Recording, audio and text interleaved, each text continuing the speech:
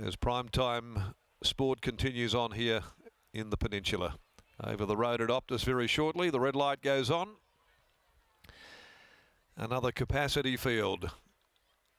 Last on the card. They're set to go. And they're racing. Urquhart's Bluff from the inside won the start over Saturday's sesh. He will do us, lacked early speed. Likewise, dropping out is Storm Away soon after, finding itself right back there. Magnique is gathering pace, driving forward, coming over as well. Spicy Thang as they go into the first turn. Bohemian Diamondback running fifth. A length off those with the speed on Dark Ambition, then Enticing and Headerwood. Over on the rails behind those next is Manjeri from Kalora. A length and a half off those on the inside. Next of all, He Will Do Us and Two-Time Charlie in the back half of the field. High pressure Jelly Can Run right back there, and also near the tail is Storm Away as they approach the home turn, and with about 450 to go, it's back there in the cup near Forever Dreaming, about to balance up, and as they turn for home, Magnique the leader, Spicy Thang on the outside about to join it as they come out of the sun glow. A length and a half away, then Dark Ambition called upon, and further back is Headerwood making good ground as Spicy Thang grabs the lead from Magnique inside the last 150, and Spicy Thang boots away from them. He goes to work now, Pike, and he's home in the last of the day to the roar of his followers. Spicy Thang beat Dark Ambition. Magnique was third home from Headerwood. Then Saturday's sesh behind them, Enticing, Jelly Can Run, Kalora, Urquhart's Bluff, Bohemian Diamond, High Pressure Manjeri. He Will Do Us further back. Two-Time Charlie didn't come into it at all, and likewise also Storm Away, which has got well back and never really had any impact at all on the contest, and back with it right from the word go. Forever Dreaming amongst the last of them in. Spicy Thang. Willie rides 4 for the day. Getting home on the Toronado filly for Trevor Andrews. Her first run for the stable, and she delivers impressively, coming off the back of a very, very good trial recently. 16, Spicy Thang, defeating 9, Dark Ambition, and 3, Magnique. Headerwood 5 will be fourth home. They'll be your numbers in the last event, the pick 4, Spicy Thang by Toronado from Single Spice. And delivers a very impressive victory there, working across from an outside gate. And she did accelerate when he really put the thumb screws on. She responded to that terrifically, and she finished up winning by 2 1/4, never in doubt, in 1:11.02, 35.52 the last 600, and a short neck between second and third. So it might have been a wide race in the last. Plenty would have loaded up though with W. Pike in the saddle there. This is his race du jour.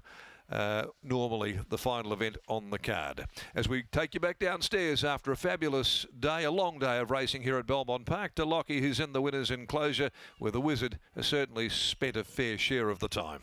It's been an absolute clinic from William Pike as winning trainer Trevor Andrews joins me now. Trev, congratulations on the victory of Spicy Thang, first up here this afternoon. What have you learnt about her over the last month or two? I received her in great order from Luke Fernie, so I've only had her for about 3 and a bit weeks.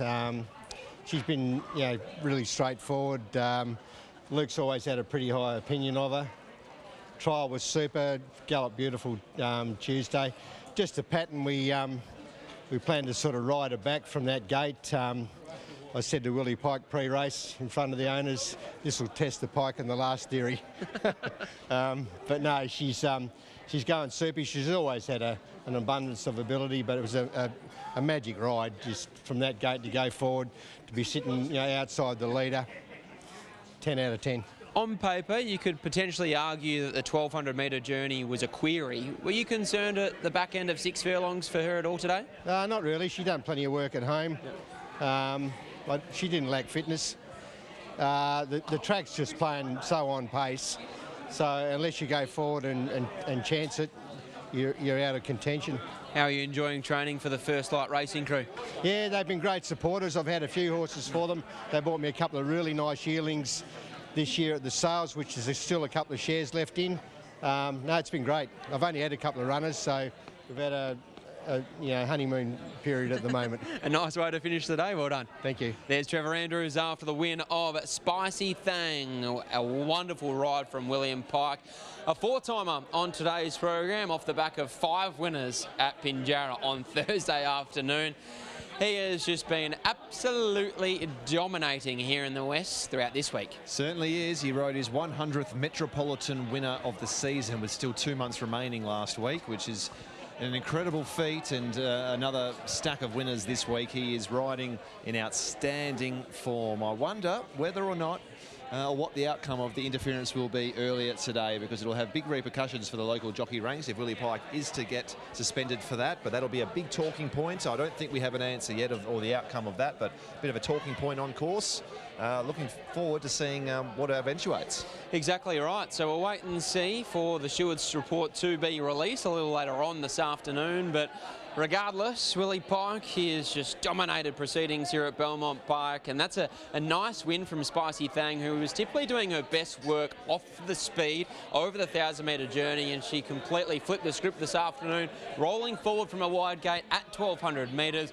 She looks like she's going to be a great deal of fun for the First Light Racing crew. Yeah, 100%. Well done to Trevor Andrews. Great training performance. I'll put my hand up. I got that race completely wrong. I thought it was pretty open. I had big question marks on Spicy Thang, but I shouldn't have doubted the Wizard, because the filly did work during the middle stages, through the early stages, got to the breeze, and she ended up belting them in the end. So a very good win, doing it from both ends. I know Willie Pike has been the talking point from today's meeting. It's his meeting, 4 winners, but Willie, Michael and I want to go to the footy, so can you hurry up and weigh in? We need to get out of here. I think it's half time. Yeah, but he's just about to weigh in now. He'll make things official. Just said a big well done to trainer Trevor Andrews, and he is speaking to Chief Steward Brad Lewis now. Willie, 9 winners in 48 hours. You've had worse weeks. Definitely had worse weeks. No, it was a nice way to end the day. Personally, I got this wrong. I thought the filly was a bit suspect at 1,200, but she was brave then. Great ride, position up outside the leader, and she was just way too good. Yeah, all those things, except for the great ride part. I can't say I planned that. I thought, hopefully I can get midfield, 3 wide with cover. I even discussed possibly going back and riding for luck, but she just broke from the barrier so smooth and so clean. I just had to go with her. So maybe that's the best part I did, is I didn't argue the point. Been a wonderful day for you. Well done. Thanks, mate. There's Willie Pike. He rounds out the day with a 4-timer. What a day it's been for him in the saddle, but what a day of racing it's been here at Belmont Park, Michael, with the feature of the afternoon, the Raconteur Stakes belonging to Vatican Storm. But what a battle it was between him and Hot and High. A lot of chatter about the Raconteur Stakes over the past week, the field that it was going to bring together, just how strong it was. A little bit of the gloss came off this morning. Ladies Pro, it was a bit flattening waking up to see that news, but it delivered in spades. Vatican Storm and Hot and High, the market had it spot on. They hit the line. They went neck and neck there over the last 100. The judge could barely split them. It was by the barest of margins.